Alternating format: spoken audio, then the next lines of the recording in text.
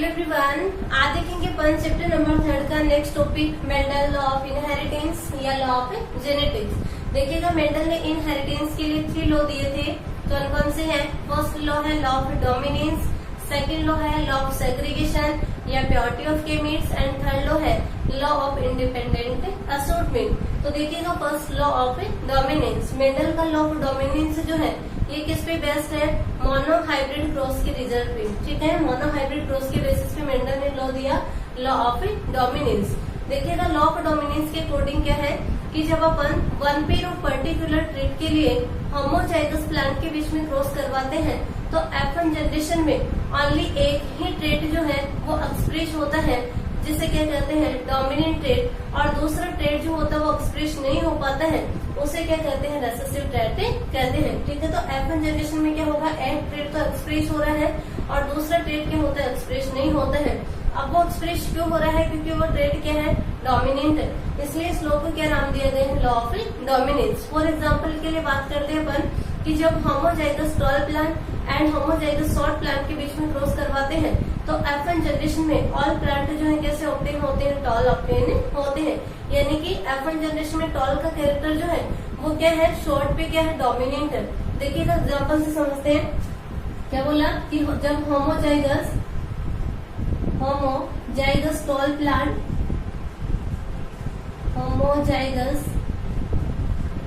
Plant का cross किसके साथ में करवाते हैं? होमोजाइगस शॉर्ट प्लांट के साथ। ठीक है, तो F1 जनरेशन में ऑल प्लांट कैसे ऑब्टेन होते हैं? Tall plant. देखिएगा ये पेरेंटल जनरेशन है, इसका जीनोटाइप क्या होगा? Capital T. यहाँ से क्या होगा? Small T. ठीक है, गैमेट फॉर्मेशन देखिए अपन, गैमेट फॉर्मेशन होगा तो यहाँ से क्या होगा कैपिटल टी, यहाँ से क्या होगा स्मॉल टी। कैपिटल टी और स्मॉल टी में क्रॉस करवाएंगे तो यहाँ पे क्या बनेगा कैपिटल टी स्मॉल टी। ये क्या होगी F1 generation mono hybrid cross में आपको डिटेल में बता चुकी हूँ मैं। देखिएगा F1 जनरेशन में ऑल प्लांट कैसे होंगे? यहाँ पे टॉल कैसे होंगे? All plant tall. यानी कि यहाँ पे कैपिटल टी जो है ये क्या है डोमिनेंट है, और डोमिनेंट होने के कारण इसका इफेक्ट जो है वो एक्सप्रेस होगा, जबकि जो स्मॉल टी है वो क्या है रेसेसिव है, इसके कारण क्या होगा ये एक्सप्रेशन नहीं हो पाएगा। अपन बोल सकते हैं इसमें कि one allele of a gene. ठीक है, ये पूरा क्या है एक जीन के 2 एलील होते हैं, तो यहाँ पे क्या है कि one allele of a gene cancel the effect of other allele of the same gene. यानी कि एक जीन के एक एलील के द्वारा दूसरे एलील के इफेक्ट को क्या किया जा रहा है यहाँ पे कैंसिल किया जा रहा है, जिससे यहाँ पे कैपिटल टी क्या है डोमिनेंट और स्मॉल टी क्या है रेसेसिव। इसलिए इस लॉ को क्या बोला गया है लॉ ऑफ डोमिनेंस। ठीक है, क्या लिखोगे लॉ ऑफ डोमिनेंस में कि जब अपन one pair of particular trait के लिए होमोजाइगस प्लांट के बीच में क्रॉस करवाते हैं तो F1 जनरेशन में ओनली वन ट्रेट एक्सप्रेस होता है, जिसे डोमिनेंट ट्रेट कहते हैं, जबकि दूसरा ट्रेट जो होता है एक्सप्रेस नहीं होता, उसे क्या कहते हैं रेसेसिव ट्रेट कहते हैं। आप ये भी लिख सकते हो कि इसमें क्या होता है F1 जनरेशन में वन एलील जो होता है वो दूसरे एलील के इफेक्ट को क्या करता है कैंसिल करता है। यानी कि one allele of a gene cancel the effect of other allele of the same gene. ठीक है, तो ये हो जाएगा अपना लॉ ऑफ डोमिनेंस। सेकंड देखिएगा लॉ ऑफ सेग्रीगेशन या purity of gametes. Law of segregation purity of gametes जो है ये भी किस पे बेस्ड है? मोनो हाइब्रिड क्रॉस के रिजल्ट पे। मोनो हाइब्रिड क्रॉस यानी कि मेंडल का लॉ ऑफ डोमिनेंस और लॉ ऑफ सेग्रीगेशन या प्योरिटी ऑफ गेमिट्स ये दोनों लोग किस पे बेस्ड हैं?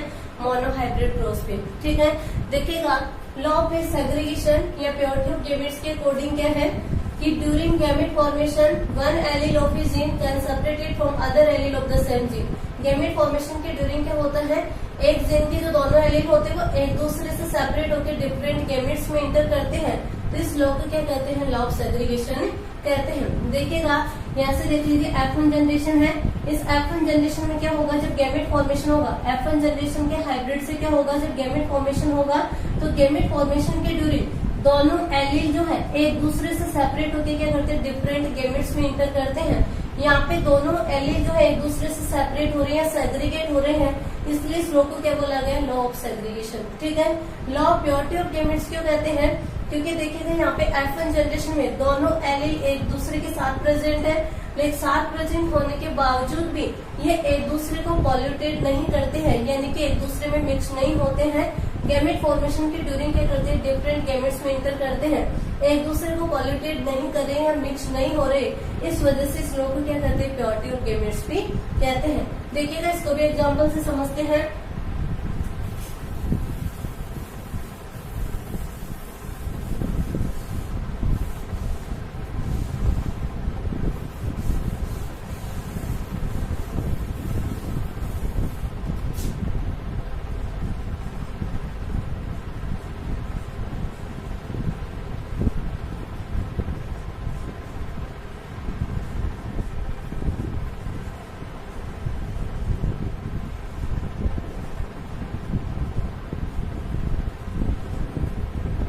देखिएगा जब क्या करेंगे, homozygous tall plant and homozygous short plant के बीच में क्रॉस करवाते हैं तो F1 जनरेशन में अपन को क्या मिलता है, हाइब्रिड ऑब्टेन होता है। इस हाइब्रिड से जब गैमेट का फॉर्मेशन होगा तो यहाँ से क्या होती है, दोनों एलील सेपरेट होकर डिफरेंट गैमेट में इंटर करते हैं। देखिएगा tall plant and short plant. Tall plant जो कि कैसा है, होमोजाइगस, ये भी कैसा है, होमोजाइगस। ठीक है, इसके लिए जीनोटाइप क्या होगा, कैपिटल टी, इसके लिए क्या होगा, स्मॉल टी। यहाँ से गैमेट फॉर्मेशन क्या होगा, पेरेंटल जनरेशन हो जाएगी। यहाँ पे गैमेट फॉर्मेशन अपन देखें, यहाँ पे कैपिटल टी होगा, यहाँ पे स्मॉल टी होगा। इन दोनों के बीच में क्रॉस करवाएंगे तो F1 जनरेशन में अपन को क्या मिला, कैपिटल टी स्मॉल टी, यानी कि ये क्या है, हाइब्रिड F1 जनरेशन। ठीक है, अब देखिएगा लॉ ऑफ सेग्रीगेशन किस पे बेस्ड है, गैमेट फॉर्मेशन पे। ठीक है, तो during gamete formation one allele of a gene can separated from other allele of the same gene. यानी कि इसमें क्या होता है, एक जीन के दो एलील है तो एक एलील क्या होगा, इसी जीन के दूसरे एलील से सेपरेट होकर डिफरेंट गैमेट में इंटर करता है। यानी कि यहाँ पे गैमेट फॉर्मेशन होगा तो इससे क्या बनेगा, capital T and small T. क्या बनेगा यहाँ से, capital T and small T. तो ये दोनों एलील जो होंगे इस जीन से सेपरेट होकर डिफरेंट गैमेट में इंटर करते हैं। जब अपन यहाँ पे सेल्फ पॉलिनेशन करवाएंगे, यानी कि capital T small T, capital T small T, तो यहाँ पे दो टाइप के गैमेट बनेंगे, यहाँ पे भी दो टाइप के गैमेट बनेंगे। ठीक है, अब इनके बीच में क्रॉस करवाते हैं चेकर बोर्ड से अपन देखिए तो देखिएगा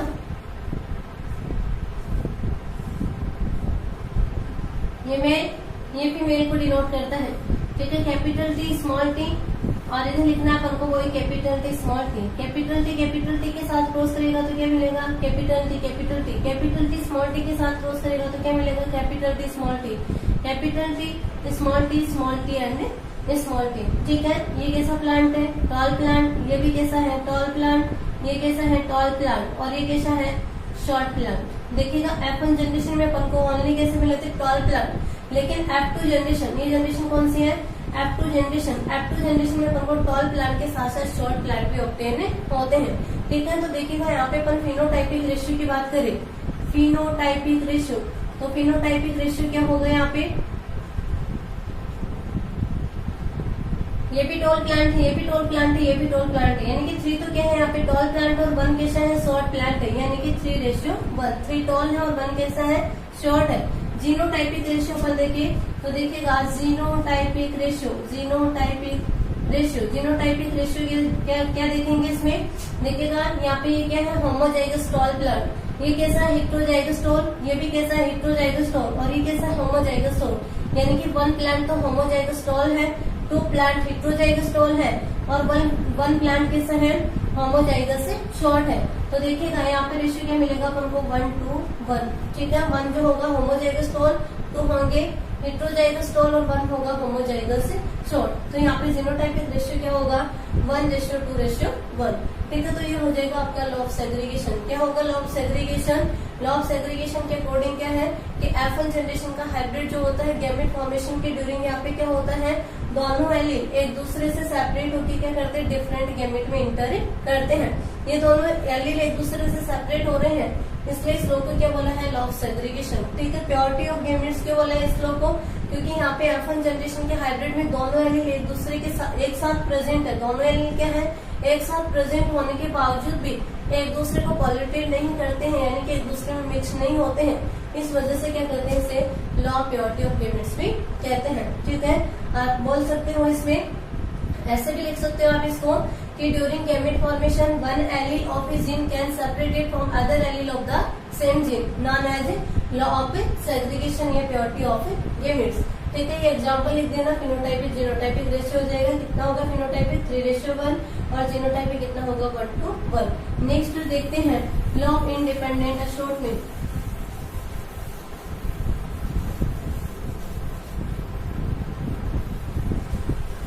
देखिएगा third law, law of independent assortment. Mendel का जो थर्ड लॉ है ये किस पे बेस्ड है, डाई हाइब्रिड क्रॉस पे।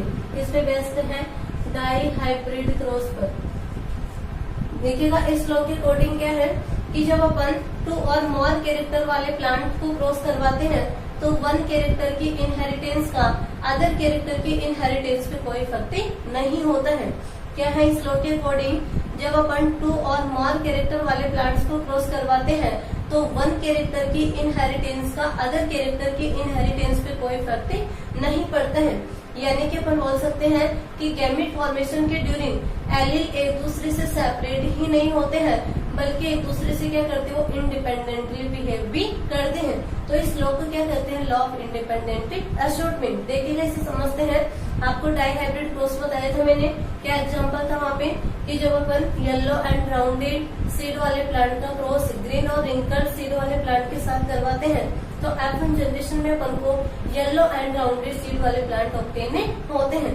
जब येलो एंड राउंडेड सीड वाले प्लांट में अपन सेल्फ पोलिनेशन या सेल्फ क्रॉसिंग करवाते हैं तो वहाँ पे क्या होता है, F2 जनरेशन में अपन को फिनोटाइपिक रेशियो कितना मिला था, 9:3:3:1। जीनोटाइपिक रेशियो कितना था, 122, 412, 121। उससे आप याद रख सकते हो उसको। तो देखिएगा क्या बताया कि येलो एंड राउंडेड सीड वाले प्लांट का क्रॉस जो है किसके साथ करवाया था, येलो एंड राउंडेड वाले प्लांट का क्रॉस जो है किसके साथ करवाया था, ग्रीन एंड रिंकल्ड। ठीक है, तो F1 जनरेशन में अपन को क्या मिले थे, all plant yellow and rounded. कैसे मिले थे, येलो एंड राउंडेड। ठीक है, येलो एंड राउंडेड में जब अपन ने सेल्फ पोलिनेशन करवाया तो यहाँ पे क्या मिला था अपन को, फिनोटाइपिक रेशियो 9:3:3:1। ठीक है, इसमें 9 प्लांट जो है वो कैसे थे, येलो एंड राउंडेड। 9 कैसे थे इनमें से, येलो एंड राउंडेड। 3 कैसे थे, yellow and wrinkle, yellow and wrinkle. 3 कैसे थे, राउंडेड एंड ग्रीन। कैसे थे, राउंडेड एंड ग्रीन। और 3 तो हो गए। 1 कैसा था, ग्रीन एंड रिंकल। 1 कैसा था, ग्रीन एंड रिंकल। ठीक है, ये प्लांट ऑब्टेन हुए थे। 9 कैसे थे, येलो एंड राउंडेड। 3 कैसे थे, येलो एंड रिंकल। और 3 जो है वो कैसे थे, राउंडेड एंड ग्रीन। और 3 कैसे थे, ग्रीन एंड रिंकल। तो देखिएगा यहाँ पे 9 जो है येलो एंड राउंडेड, यानी कि कैसा फिनोटाइप था, ये कौन सी जनरेशन थी, पेरेंटल जनरेशन। पेरेंट के सिमिलर फिनोटाइप में yellow and rounded, yellow and rounded parent था। ऐसे ग्रीन और रिंकल, ग्रीन और रिंकल भी अपन ने लिया था तो ये भी कैसे किसके जैसे पेरेंट्स के सिमिलर है। लेकिन देखिएगा यहाँ पे 2 जो है वो क्या है, न्यू कैरेक्टर अपीयर हुए हैं। ठीक है, येलो किसके साथ है, रिंकल के साथ। और राउंडेड किसके साथ है, ग्रीन के साथ। यानी कि कैरेक्टर की इनहेरिटेंस जो है एक दूसरे के द्वारा इफेक्ट नहीं हो रही है। जरूरी नहीं है कि येलो राउंड के साथ ही जाए, येलो जो है रिंकल के साथ भी जा सकता है। देखिएगा यहाँ पे येलो के साथ क्या है, रिंकल। येलो जो है किसके साथ जा रहा है, रिंकल के साथ। ऐसे राउंडेड जो है वो किसके साथ है, ग्रीन के साथ। यानी कि 1 कैरेक्टर के इनहेरिटेंस का अनदर कैरेक्टर के इनहेरिटेंस पे कोई फर्क नहीं होता है। और इस लॉ को क्या कहते हैं, law of independent assortment. Low chart में डाई हाइब्रिड क्वेश्चन बता चुकी हूँ, वहां से देख लेना। ठीक है, फिनोटाइपिक रेशियो याद रखना, इसमें कितना होता है 9:3:1। और जीनोटाइपिक रेशियो आपको बताया था, ऐसे याद रख लो 122, 412, 121। ठीक है, यानी कि 1:2:2:4:1:1:2:1 ये क्या हो जाएगा इसका जीनोटाइपिक रेशियो। इस टाइप से अपने जो मेंडल के लॉ थे इनहेरिटेंस के वो कंप्लीट होते हैं। लास्ट टॉपिक है इस चैप्टर का कि जो लॉ ऑफ इनहेरिटेंस का क्या इंपॉर्टेंस है, यानी कि importance of law of inheritance. तो देखिएगा इंपॉर्टेंस की अपन बात करें तो फर्स्ट इंपॉर्टेंस देखिए अपन कि लिविंग ऑर्गेनिज्म में क्या होते हैं, डोमिनेंट जीन या डोमिनेंट कैरेक्टर प्रेजेंट होते हैं। डोमिनेंट कैरेक्टर के प्रेजेंस के कारण क्या होता है, जो रेसेसिव कैरेक्टर होते हैं वो एक्सप्रेस नहीं हो पाते हैं। अब देखिएगा रेसेसिव कैरेक्टर किसके लिए होते हैं, रेसेसिव जीन जो होते हैं वो कैसे होते हैं, लेथल होते हैं, यानी कि डिजीज कोज करने वाले होते हैं। तो वहाँ पे यदि डोमिनेंट जीन प्रेजेंट होगा तो उस वजह से क्या होगा, वो रेसेसिव जो अपना इफेक्ट शो नहीं कर पाएगा, क्योंकि डोमिनेंट क्या होगा वो एक्सप्रेस होगा और रेसेसिव वहाँ पे एक्सप्रेस नहीं होगा। ठीक है, तो फर्स्ट इंपॉर्टेंस ये हो जाएगा। सेकेंड अपन बात करें कि मेंडल का सेकेंड लॉ जो है, लॉ ऑफ सेग्रीगेशन या प्योरिटी ऑफ गेमेट्स जो है, ये किसको बताता है, जीन कॉन्सेप्ट जो उसको प्रूव करता है। नेक्स्ट है कि लॉ ऑफ सेग्रीगेशन के अकॉर्डिंग क्या है कि 1 जीन के 2 एलील होते हैं और 2 एलील जो है ये 2 कैरेक्टर को कंट्रोल करते हैं। नेक्स्ट अपन बोल सकते हैं कि मेंडल का जो लॉ है इसके द्वारा अपन जो हाइब्रिड बनते हैं उस हाइब्रिड की कैरेक्टर की स्टडी कर सकते हैं। नेक्स्ट है कि यूजेनिक्स जो है वो किस पे बेस्ड है, मेंडल के लॉ पे, यानी कि लॉ ऑफ इनहेरिटेंस पे बेस्ड है क्या, यूजेनिक्स। देखिएगा यूजेनिक्स न्यू टर्म है, क्या है यूजेनिक्स, यूजेनिक्स एक साइंस की ब्रांच है जिसमें क्या करते हैं, ह्यूमन डेवलपमेंट से रिलेटेड स्टडी की जाती है। ठीक है, तो यूजेनिक्स से बोलोगे कि ब्रांच साइंस की ब्रांच है जिसमें क्या करते हैं, ह्यूमन बीइंग्स के डेवलपमेंट की स्टडी की जाती है। तो ये क्या हो जाएंगे, मेंडल्स जो लॉ है इसके इम्पोर्टेंस हो जाएंगे। ठीक है, तो इस टाइप से अपना चैप्टर नंबर 3 जो है वो कंप्लीट होता है। Thank you.